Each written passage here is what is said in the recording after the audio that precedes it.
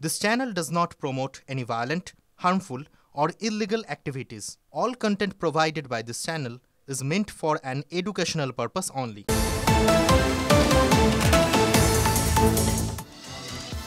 তৃণমূল নেতার সঙ্গে গাড়িতে বসে মদ্যপান ভিডিও ভাইরাল হতে বিজেপি মহিলা মোর্চার জেলা সভানেত্রীকে শোকজ করল বিজেপি। আপাতত দীপা বণিককে দলীয় কর্মসূচি থেকে দূরে থাকার নির্দেশ বিজেপির।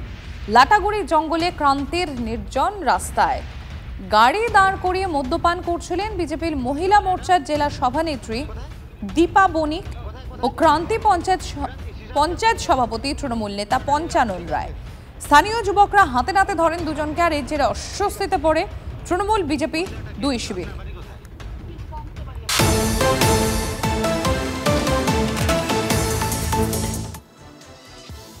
খড়গপুরে প্রতিবাদী বৃদ্ধকে মারধরের ঘটনা, আগাম জামিন নিলেন বহিষ্কৃত তৃণমূল নেত্রী বেবি কোলে। ঘটনার 11 দিনের মাথায় মেদিনীপুর জজ কোর্ট থেকে তার জামিন।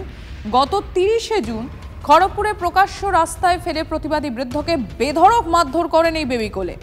আর এই নিয়ে রাজ্য রাজনীতি তোলপাড় হয়। পুলিশ কেন তৃণমূল নেত্রী বেবি কোলেকে গ্রেফতার করেনি তা নিয়েও প্রশ্ন ওঠে। আর পুলিশের গ্রেফতারের আগেই শর্ত সাপেক্ষে আগাম জামিন পেলেন এই বেবি কোলে।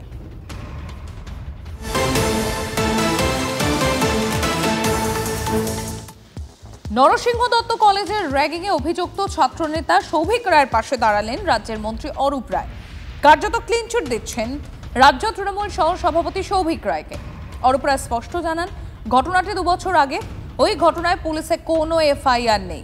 ঘটনা নজরে আসতেই কারণ জানানোর নোটিশ দেওয়া হয় সৌভিককে। দল তদন্তও করে, কিন্তু কোনো দোষ পাওয়া যায়নি বলে দাবি অরূপ রায়। নতুন করে এ বিষয়ে তদন্ত করার প্রয়োজন নেই বলেও জানান মন্ত্রী। ঘটনার সত্যতা আমরা কেউ যাচাই করিনি।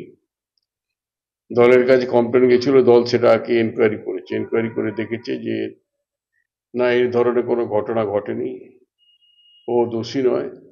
সে কারণে দলের বিরুদ্ধে কোনো ব্যবস্থা নেই। প্রিন্সিপালের কন্ট্রোল করা উচিত। প্রিন্সিপালের আন্ডারে কলেজ, প্রিন্সিপাল আছে, গভর্নিং বডি আছে, তাদের আন্ডারে কলেজ। তারা যদি কন্ট্রোল করতে না পারে, কিচ্ছু করার নেই। চিহ্নিত অযোগ্যদের জন্য পরীক্ষায় বসার দরজা বন্ধই থাকলো হাইকোর্টে। নতুন নিয়োগ প্রক্রিয়া অংশ নিতে পারবেন না দাগিরা। সিঙ্গল বেঞ্চের পর ডিভিশন বেঞ্চেও ধাক্কা খেল স্কুল সার্ভিস কমিশন ও রাজ্য সরকার। দাগিদের পাশে দাঁড়িয়ে জোরালো সওয়াল করেও শেষ রক্ষা হলো না। কোর্টে ফের মুখ পুরল কমিশনে। এসএসসির নতুন নিয়োগ প্রক্রিয়ায় চিহ্নিত অযোগ্যদের সুযোগ দেওয়া হবে না। কমিশনকে পরীক্ষার নতুন বিজ্ঞপ্তি প্রকাশের নির্দেশ দিয়ে জানিয়েছিল বিচারপতি সৌগত ভট্টাচার্যের বেঞ্চ। কলকাতা হাইকোর্টের সিঙ্গল বেঞ্চের নির্দেশ বহাল রাখল ডিভিশন বেঞ্চ।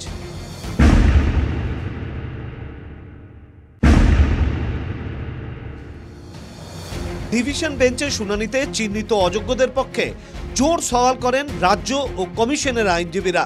সুপ্রিম কোর্টের রায় অনুযায়ী তাদের নিয়োগ প্রক্রিয়ায় অংশ নিতে বাধা নেই বলে দাবি করা হয়। মৌলিক অধিকার খর্বেরও যুক্তি দেখানো হয়, কিন্তু তাতে শেষ রক্ষা হয়নি। যাবতীয় যুক্তি খারিজ করে সিঙ্গল বেঞ্চের রায়ে হস্তক্ষেপ করতে রাজি হয়নি ডিভিশন বেঞ্চ। বিচারপতি সৌমেন সেন এবং বিচারপতি স্মিতা দাসের বেঞ্চ জানিয়েছে, চিহ্নিত অযোগ্যরা নিয়োগ প্রক্রিয়ায় অংশ নিতে পারবেন না। ইতিমধ্যেই যারা আবেদন জমা দিয়েছেন তা বাতিল করতে হবে। দুর্নীতিবাজদের পক্ষে যে সওয়াল, সেই সওয়াল ডিভিশন বেঞ্চ গ্রহণ করেনি। কেন সুপ্রিম কোর্টে পরিষ্কার নির্দেশ আছে যে দুর্নীতিবাজরা তারা কোনো মতেই পরীক্ষায় বসতে। যুক্তিগুলো করেছি, গ্রহণ করেনি কোর্ট। কোর্ট গ্রহণ করেনি, যেটা কোর্টের কথা তো মানতে হবে আমাকে। আমি তার সমালোচনা করতে পারি না। হ্যাঁ, আইডেন্টিফাইড হয়েছে অযোগ্য আর কি, যারা ক্লেমড আনটেন্টেড। 2,20,25,000 অ্যাপ্লিকেশন এসেছে, তার মধ্যে 180 জন। কোর্টে বিচার হয় আইন মেনে। ওসব বোকামি করে লাভ নেই। আপনি এখনো টাকা দেওয়া লোকদেরকে আর তৃণমূল নেতাদের আত্মীয়দের বাঁচানোর জন্য শেষ চেষ্টা করছেন। আপনার শেষ চেষ্টা ব্যর্থ হবে। আপনি যাবেন, পশ্চিমবঙ্গ থেকে আপনি যাবেন। পরীক্ষা না দিয়ে চাকরিতে পুনর্বহালের দাবিতে এখনো রাস্তা ছাড়েননি চাকরিহারা যোগ্য শিক্ষকরা। টানা আন্দোলন চালিয়ে যাচ্ছেন। হাইকোর্টের ডিভিশন বেঞ্চের নির্দেশকে অস্ত্র করে সরকার ও এসএসসির ভূমিকায় সরব হয়েছেন যোগ্য চাকরিহারারা। যে নুন খায় তাকে গুণ গাইতে হয়। তাহলে সরকার নুন খেয়েছে, তাই হচ্ছে অযোগ্যদের হচ্ছে পাশ ছাড়তে পারছে না, তার জন্য হচ্ছে সেটা হচ্ছে মানে সর্বসমক্ষে করছে, মানে সরকারি পয়সা খরচ করে উকিল দাঁড় করিয়ে আদালতে সেটা হচ্ছে নির্লজ্জের মতো করছে। রাজ্য সরকার কমিশন নিতান্তই নির্লজ্জ এবং তারা আরও বেশি অযোগ্য যে তারা এখনো অবধি অযোগ্যদের পাশে এরকম ঢাল হয়ে দাঁড়াচ্ছে। আমরা যারা যোগ্য ক্যান্ডিডেট আজকে 1 বছর ধরে রাস্তায় বসে আছি, তাদের পাশে কিন্তু রাজ্য সরকারের কোনো সহমর্মিতা আমরা দেখিনি। যোগ্য অযোগ্যর বিষয়টি নির্ধারিত হয়ে গেলেও এখনও পর্যন্ত চাকরি হারা এবং চাকরি প্রার্থী তাদের একাধিক বক্তব্য রয়েছে। সেখানে 10 নম্বর অতিরিক্ত, একই সঙ্গে বয়স সীমা লঙ্ঘনের যে বিষয়টি, এই সহ একাধিক বিষয় উঠে আসবে। আগামী সোমবার সেই সংক্রান্ত বিষয় শুনানি করবে একই ডিভিশন বেঞ্চ। ক্যামেরা চাঁদ মিয়ার সঙ্গে শ্রাবন্তী সাহা, TV9 বাংলা, কলকাতা। বাংলায় কি ফের টাটার হাত ধরে নতুন শিল্প হতে চলেছে? জল্পনা উস্কে নবান্নের টাটা সানসেট চেয়ারম্যান এন চন্দ্রশেখরের সঙ্গে বুধবার নবান্নে বৈঠক করেছেন মুখ্যমন্ত্রী। আর এই নিয়ে চর্চার মাঝেই বৈঠক ঘিরে বঙ্গ রাজনীতির হাওয়া গরম। বিজেপি ক্ষমতা এলে রাজ্যে টাটা আসবে, তাই যাতায়াত শুরু, দাবি বিরোধী দলনেতা শুভেন্দু অধিকারী। সিঙ্গুর প্রসঙ্গ টেনে বৈঠককে কটাক্ষ বামেদের। বাংলায় টাটাদের নতুন বিনিয়োগের সম্ভাবনায় ঈর্ষান্বিত বিরোধীরা, সমালোচনার জবাব তৃণমূলের। টাটা কোম্পানি একটা বাটার জুতো দিতে পারে হয়তো, আর কি দেবো জানি না। টাটা কোম্পানি তো তৃণমূল না, টাটা কোম্পানি এমনি এত বড় কোম্পানি হয়নি।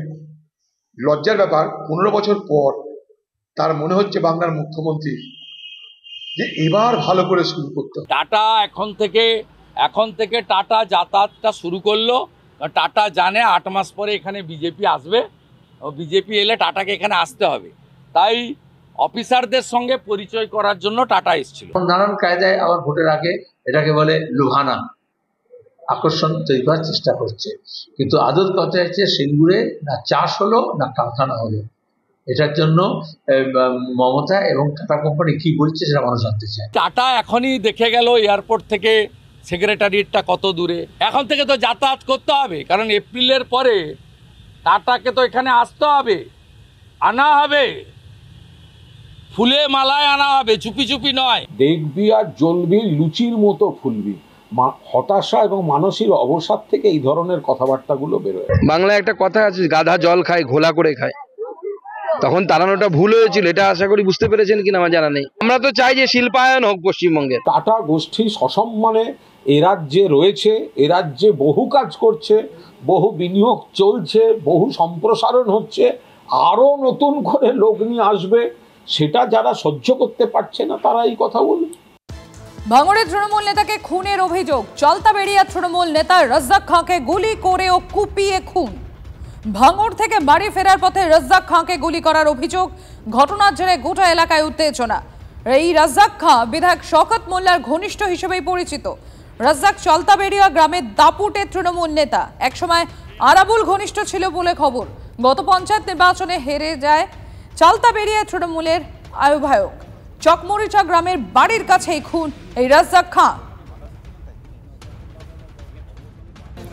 এটা সম্পূর্ণ নওশাদ সিদ্দিকীর মদতে আজকে তাকে নৃশংসভাবে গুলি করে এবং তাকে কুপিয়ে খুন করা হয়েছে।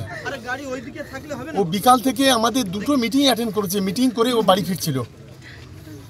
আসলে ভাঙড় বিধানসভা এলাকায় এদের অস্তিত্ব বিলীন হয়ে যাওয়ার ফলে এই আইএসএফ আশ্রিত সমাজ বিরোধীরা এই ধরনের ঘটনা করছে। আমরা পুলিশকে, আমরা দিদিকে অনুরোধ করব যে অবিলম্বে এই আইএসএফ আশ্রিত সমাজ বিরোধী এদেরকে অবিলম্বে গ্রেপ্তার করা এবং তার দৃষ্টান্তমূলক শাস্তির ব্যবস্থা করা।